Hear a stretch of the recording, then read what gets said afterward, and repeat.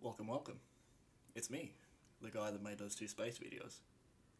I just wanted to make another quick video to just add on a couple things, answer some questions, and make a couple corrections about the last videos.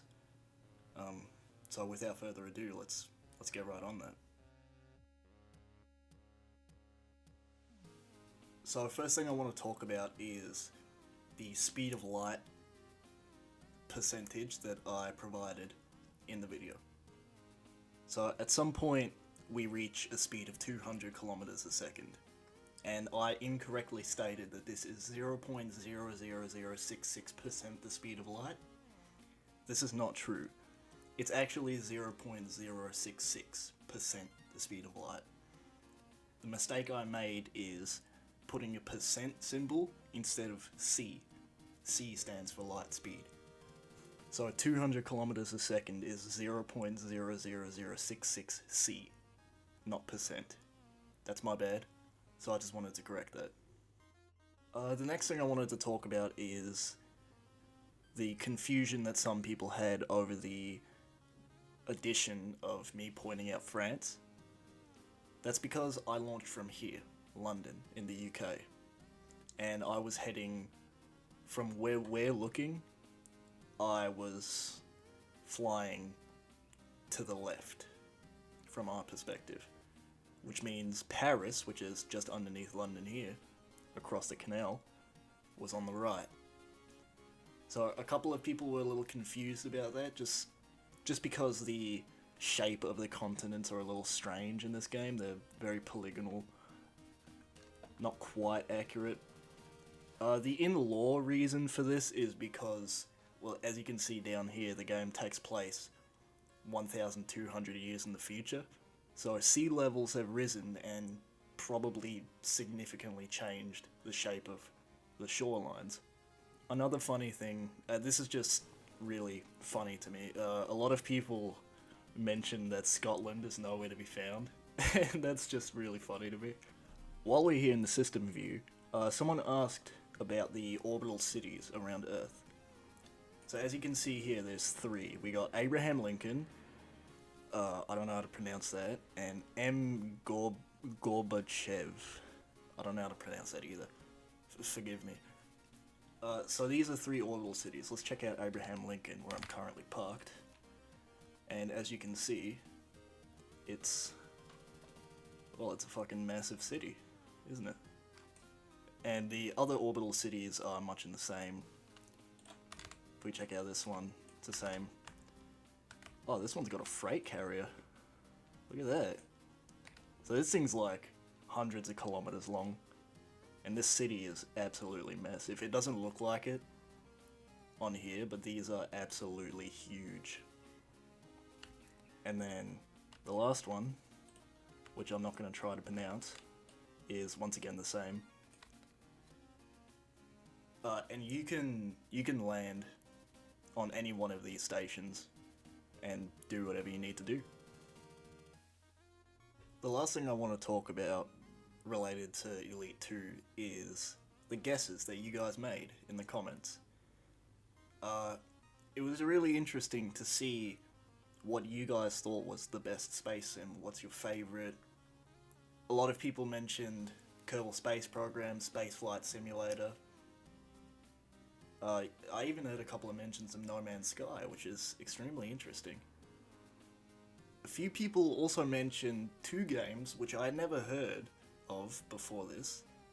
The first is Pioneer Space Sim, which is a fan remake of Elite 2. I had no idea this existed, and it looks fantastic. I'm definitely going to check it out. So thanks for that. And the second one that a lot of people told me about was called Orbiter. Now, I haven't done as much research on this game as Pioneer, but it also looks really cool. It's got great scale, which I love. That's my bread and butter when it comes to space games. It needs to have good scale. It was a lot of fun watching you guys debate and share your opinions on what your favorite space game is, because ultimately, there's no right answer. It's all opinion based. What might be the best space game for someone else might not be for you, and vice versa. And that's okay. because every space game has good and bad things about it. Every space game does something really well, and it might fall short in a part that another game does really well. So, in the end of the day, all of you were right.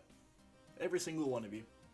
Even people who listed games that most people would disagree with, you're right too. The best space game is the one that you like the most.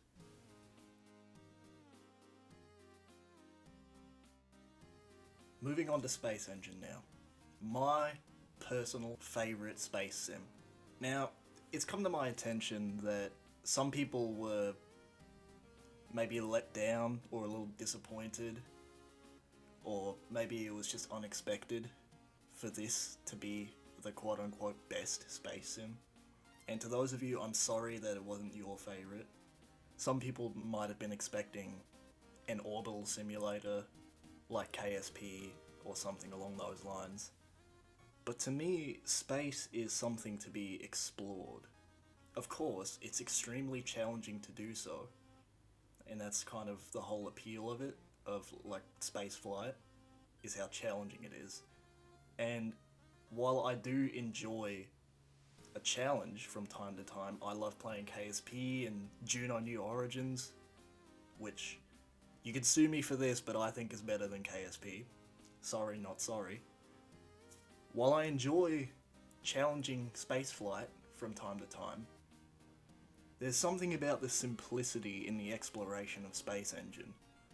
It just works. Todd Howard 2021. Space Engine is the perfect realization of our real universe. It's got everything. It's got real scale. Every single catalogued object from the beginning of astronomy to now, and it's constantly being updated. Trillions upon trillions of procedurally generated solar systems, planets, and moons.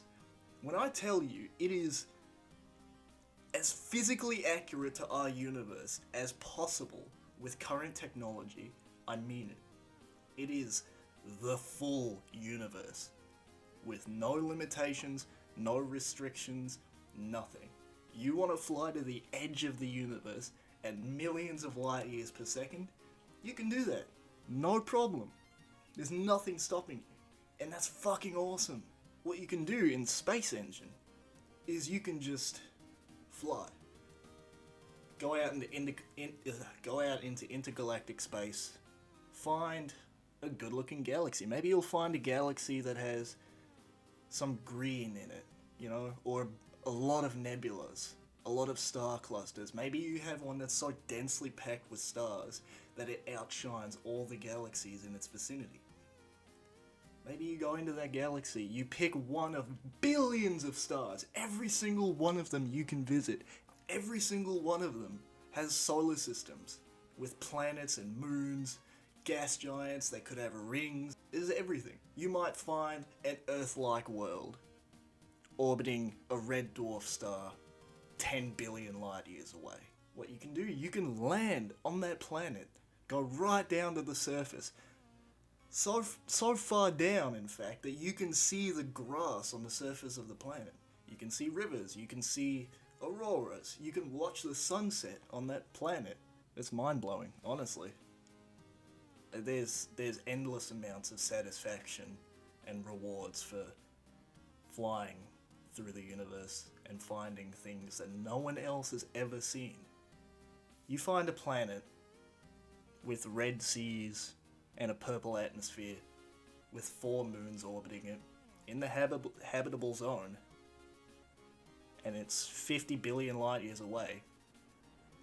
You can be completely 100% certain that no other human on the entire planet has seen what you have seen. That's your discovery. It belongs to you. And I think that's pretty sick. Honestly, I think that's pretty sick. And that's why Space Engine, to me, is the best space sim. Because it simulates space as we know it. No fantastical elements, Nothing locked away by progression, no time limit, no currency, no story, nothing. Just space. Just space. Completely at your disposal. It's just amazing, man. It's beautiful. And honestly, I'm really glad that I could share it with so many people, because I just love space, man. I love it. And to have this many people who also love space to come by and share their fascinations and their love with me and everyone else who ended up sticking around is just fantastic. It's so cool. So that's pretty much everything that I had to say or correct about the previous two videos. Not much, but, you know, I wanted to set the record straight. I just want to talk about the absolutely mind-blowing support that the two videos have received. I mean, the Frontier 2 videos, at the time of recording, somewhere around 30,000 views. 30,000! It's mind-blowing. It's absolutely mind-blowing. Honestly, I had no idea. I had no idea that any video I uploaded would gain any traction. Honestly, I was just uploading videos with the idea that it was not going to go anywhere, and I was just uploading because I wanted to. So the fact that people actually saw it, that people enjoyed it, more importantly, that you enjoyed it, that's... I can't even describe how much that means to me. I know this is cliche nonsense. You've heard this all 1,000 times from different YouTubers. But being in this position now, I finally understand what they're talking about. It's really a humbling experience. It gives you such a strange feeling knowing that so many people have seen something that you've made and enjoyed it too. Another thing that's crazy is not just views and likes. Hundreds of people have subscribed. I'm at 280 subscribers at the time of recording this. 280. That's a lot of people. That is a lot of people. Most people can't visualize more than 20 people, 30, 40 maybe. 280 people have subscribed to me. Thank you. Thank you. Honestly, I'm just going in circles now because my brain is exploding. And you know what? It's still climbing. You're still watching, you're still liking, you're still commenting. Even now. Like 5 days, almost 6 days after the Frontier video released. That's crazy. That's crazy to me. I just want to say that despite the numbers I've listed to you now, I don't see you as numbers. 30,000 individual people decided to click on the video I made, decided to watch, decided to press like, decided to comment. 30,000 real people, all of them with lives and stories and friends. I'm not speaking to the audience watching, or the views or the numbers. I'm not speaking to them. I'm speaking to you right now. The person watching, I'm speaking to you. Thank you for being here. It's kind of overwhelming, I'm not gonna lie. It's like a good kind of overwhelming, but it's also kind of scary because that's a lot of people, man. That's a lot of people. Before it was like, just upload whatever, you know? No one cares, no one's seeing this, I can just do whatever I want. But now there's actual people here, you're here now. So it's kind of scary, you know? I don't want to let you down. I don't want to fuck it up. While I'm on this topic of like the channel and stuff like that, I just want to say that if you did subscribe for space stuff, I'm sorry to disappoint you, but that's not exclusively what this channel's going to be about. The description of my channel literally says uploading whatever I want, and I'm going to stay true to that, because as it stands right now, my hyperfixation for space is already fading. So I'm probably going to move on to different things. So if you're here for space stuff, I'm sorry. Okay, I'm not going to take up any more of your time. I just wanted to say some things. Just wanted to get out this giddy energy I've got, because I'm over the moon right now. Pun intended. I know this is about space. I'm over the moon right now. So, for those of you that are new here, welcome. There's gonna be continued uploads from here on out, variety content, you know. Sometimes I want to play a game, sometimes I just want to sit down and talk about stuff, you know. Well, I hope you enjoy. This is the beginning of something great. I can feel it. This is... Whoa, man, this is happening. This is happening now. And it's all thanks to you. You, the person behind the screen right now. It's all thanks to you. You making the conscious choice to click on this video, or any other of my videos. You making that conscious choice and then enjoying it, deciding to stick around, it's all thanks to you. So yeah, from here on out, it's variety content. Whatever I feel like uploading, I'm gonna upload. Okay, I've actually done now. Oh man. Okay. I gotta end this now. I gotta end this. Thank you again for the last time. Thank you. Yeah, that's all I had to say. Thanks for dropping by.